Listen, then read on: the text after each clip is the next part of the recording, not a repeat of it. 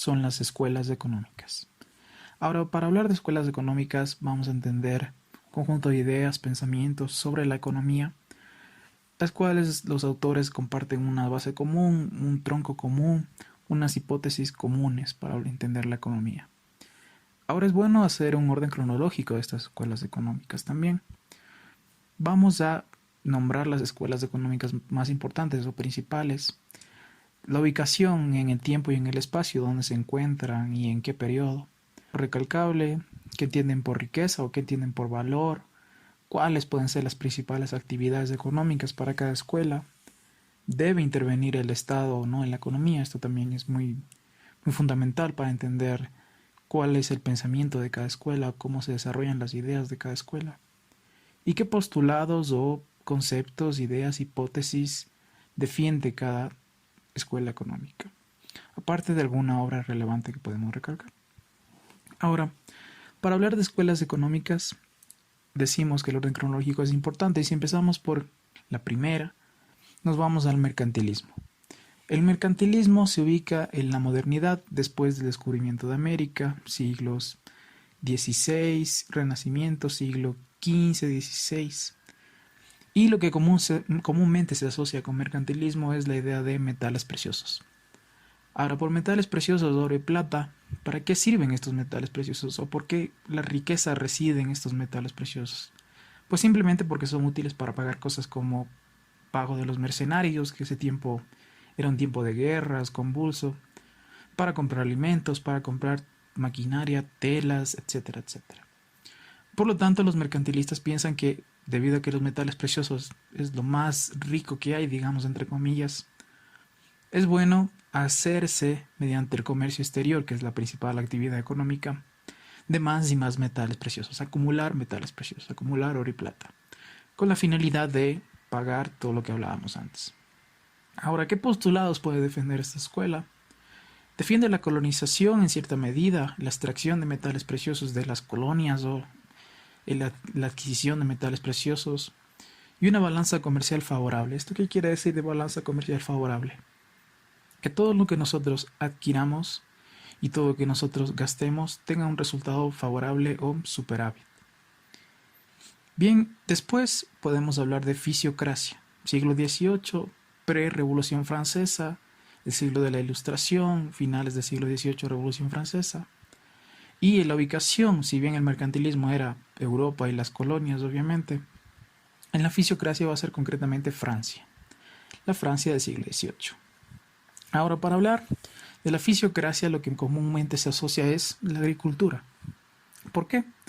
Porque para los fisiócratas la agricultura es la principal actividad económica generadora de la riqueza. ¿Y cuál es esta riqueza que se genera? Son los productos agrícolas, los alimentos. O sea, en otras palabras, los fisiócratas creen que la principal actividad económica debe ser la agricultura porque la riqueza reside en los alimentos, en los productos agrícolas, en el producto neto que ellos llamaban. Y gracias a estos alimentos vamos a tener una sociedad mucho más sana, que va a sobrevivir y se va a dedicar a los quehaceres de cada uno. Pero lo principal es comer, o comer, beber. Por lo tanto, los productos agrícolas es lo principal. Y estos productos agrícolas van a generar un excedente y se puede comerciar con ellos y así ganar más dinero. Postulados aquí ya empiezan a hablar de propiedad privada y también defienden esta idea de que el Estado no se entrometa en la economía. Con el mercantilismo vemos que el Estado sí se entromete en la economía, obviamente. ¿Por qué? Porque las monarquías de la era moderna debían extraer estos metales preciosos o apropiarse de los metales preciosos, buscar rutas de comercio, pelearse por sus enemigos, sus adversarios, por más oro y plata y demás. Los fisiócratas defienden que debe existir propiedad privada y el Estado no se debe entremeter en la economía, o sea, no debe decirles cuánto producir, para quién producir, etcétera, etcétera. Porque es mucho más eficiente que el campesino o el terrateniente decida cuánto va a producir acorde a lo que el mercado le demanda. Después pasamos a la escuela clásica o liberal o liberalismo económico, la cual es un pilar fundamental para las escuelas que vienen después, siglo XIX, finales del siglo XVIII también como la fisiocracia, pero más propiamente siglo XIX, inicios del siglo XIX, con Adam Smith, David Ricardo y Thomas Malthus como autores principales, y de entre ellos se destaca Adam Smith. Se le considera el primer economista, sí, el primer economista, pero ¿por qué es esto así? Porque recoge un poco el pensamiento económico y propiamente habla de qué es lo que genera la riqueza de las cosas y bueno, un trabajo relacionado solamente con la economía en su obra más recalcable que es La riqueza de las naciones. Ahora, ¿qué proponen estos clásicos o estos liberales? Proponen que, por ejemplo, la riqueza reside en el trabajo humano, en cuánto trabaja una persona para generar cierto producto. La principal actividad económica o lo que se debe centrarse en la economía es en los mercados libres, la no intervención del Estado, en otras palabras. La economía debe ser libre, debe haber competencia. Adam Smith habla de que él no es el sentimiento de altruismo que puede tener un panadero el que le lleva a hacer pan, sino su afán personal o su individualismo. Y la suma de estos individualismos de todos los panaderos haciendo su pan va a generar un producto mejor, un pan mejor, mediante la competencia. Eso nos va a beneficiar a nosotros como consumidores del pan. Por lo tanto, este individualismo o este interés particular de cada persona es defendido por los clásicos o liberales. También empiezan a hablar de conceptos como competencia, obviamente, y conceptos como oferta y demanda. La oferta de panes, la demanda de panes, los consumidores cuántos panes compran, los panaderos cuántos panes ofertan. Pero lo importante entre los clásicos o liberales es la no intromisión del Estado, sobre todo. Si nos vamos a la escuela marxista, ya segunda mitad del siglo XIX, un poco principios del siglo XX también, que se genera en Alemania. ¿Por qué? Porque nace ahí Karl Marx, que va a ser el principal ideólogo de esta escuela, y en Rusia. ¿Por qué? Porque Lenin la lleva a la práctica, digamos, estas ideas marxistas, aparte de aportar algunas nociones ideológicas también o teóricas. Hablar del marxismo pues, es muy extenso. Bueno, realmente es extenso hablar de cada escuela económica aquí.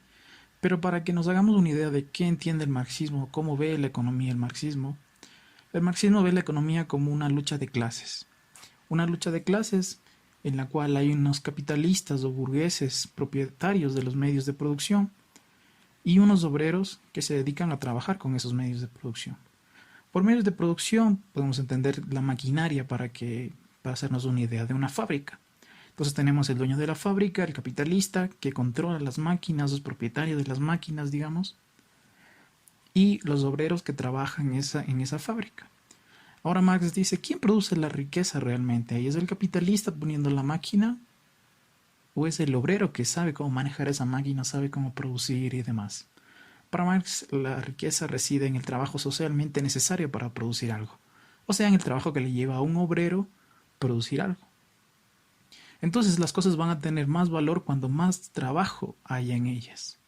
Por ejemplo, no va a tener el mismo valor un carro, digamos, que una tonelada de trigo. ¿Por qué? Porque el carro o la bicicleta o cualquier producto industrial va a tener un valor social necesario para producirlo mucho más alto. Obviamente, si estamos hablando de fábricas, máquinas, medios de producción, obreros, la principal actividad económica que va a haber aquí es la industria. Karl Marx recalca mucho como son la idea de la plusvalía, la idea del control de los medios de producción, la idea de la dictadura del proletariado. Dictadura del proletariado, por ejemplo, es que los obreros se alcen en armas y controlen estos medios de producción. Estos medios de producción, ¿para qué? Para planificar cómo se va a producir, cómo se va a distribuir toda la economía. Planificar cuánto vamos a producir, planificar a quién se lo vamos a dar. Si un obrero tiene 5 hijos y otro obrero tiene 2 hijos, pues le vamos a dar un poco más al que tiene 5 hijos y así. Si yo hablo de planificación económica, de control de los medios de producción, el Estado obviamente interviene en la economía. Interviene mediante la dictadura del proletariado.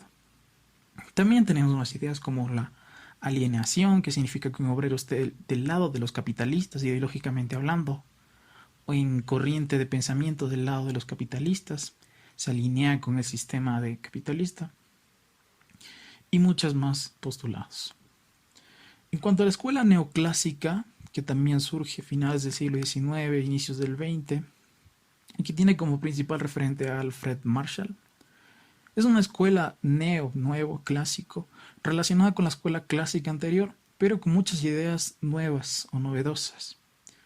También comparten esta idea de mercados libres, de que el Estado no debe intervenir en la economía, pero se enfocan un poco más en, por ejemplo, la teoría subjetiva del valor.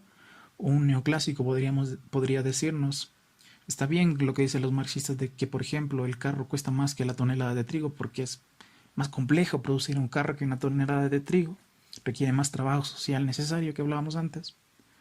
Pero ¿qué pasa, por ejemplo, con el cuadro de un pintor? El cuadro de un pintor no necesariamente lleva más horas o más gente, más trabajo socialmente necesario que un carro. Sin embargo, cuesta mucho más. Esto porque se da, dicen los neoclásicos, se da por la teoría subjetiva del valor. O sea, las cosas tienen el valor que nosotros estemos dispuestos a pagar por ellas. Si alguien es fan de Picasso, le gusta su obra, la obra de Picasso, Picasso produce un cuadro y va a pagar un alto precio porque aprecia, en su subjetividad ve que ese cuadro vale mucho para él y lo paga. Estaría dispuesto a pagar más que por un carro, por ejemplo. También comparten otras ideas novedosas en cuanto, por ejemplo, a la utilidad marginal, la microeconomía o la economía, digamos, a pequeña escala de los consumidores, empresarios, no de los países, sino de la micro, la pequeña. En utilidad marginal, por ejemplo, hablábamos de que la satisfacción que nos produce a nosotros un bien disminuye a medida que lo vamos consumiendo. O sea, en otras palabras, si yo desayuno un pan, dos panes, tres panes, cuatro panes, el tercer pan que yo me coma me va a producir menos satisfacción que el primer pan que me he comido. Por lo tanto, a medida que yo voy consumiendo más y más panes, mi utilidad va bajando, mi satisfacción va bajando. Es lo que se conoce como utilidad marginal. Si nos vamos ahora, damos un cambio y vamos a la escuela keynesiana, la cual su autor, Keynes, de ahí se deriva el nombre, nace en el Reino Unido en el siglo XX. Esta escuela va a tener mucha influencia tanto en Europa como en Estados Unidos, sobre todo después de la Segunda Guerra Mundial. Se va a construir un poco la idea keynesiana de economía, los países van a seguir estas ideas. Keynes habla de controlar la economía o planificar de cierta manera la economía para controlar las crisis económicas. Sabemos que el capitalismo, pues cada cierto tiempo vemos en las noticias o escuchamos crisis, crisis. Entonces Keynes habla de cómo podemos intervenir nosotros en la economía o cómo puede el Estado intervenir en la economía para controlar estas crisis. Keynes habla de conceptos como oferta y demanda agregada, que sería, podríamos explicar aquí, explayarnos hablando de esto. Pero lo principal es que Keynes sí cree en que el Estado deba intervenir en la economía, también cree que la industria es la principal generadora de riqueza y cree que el Estado debe intervenir en la economía de la manera gastando, inversión pública, gasto público, o sea, creando infraestructura, carreteras, escuelas, colegios, hospitales. También intentando incentivar este círculo vicioso virtuoso de la economía. Quiero decir, por ejemplo, si el Estado gasta en hacer una carretera, contrata a una empresa privada, digamos. Esta empresa privada contrata a unos obreros o peones, también debe contratar a un arquitecto o a un ingeniero civil. Este arquitecto, ingeniero, obreros, peones reciben una paga, esa paga van a la tienda a comprar, se compran un carro, se compran una casa. Entonces todo este círculo de la economía, el Estado puede intervenir en él mediante la inversión pública, el gasto público. Todas estas ideas de Keynes van a estar en boga, o sea, se van a aplicar en el mundo desarrollado, digamos, hasta la llegada del neoliberalismo, que vamos a ver un poco después. Durante esta aplicación de las políticas keynesianas de intervención en la economía, digamos, llega una escuela en Latinoamérica como es el estructuralismo. El estructuralismo, que tiene como principal autor a Raúl Prebisch, habla de conceptos como centro y periferia, países desarrollados y países subdesarrollados.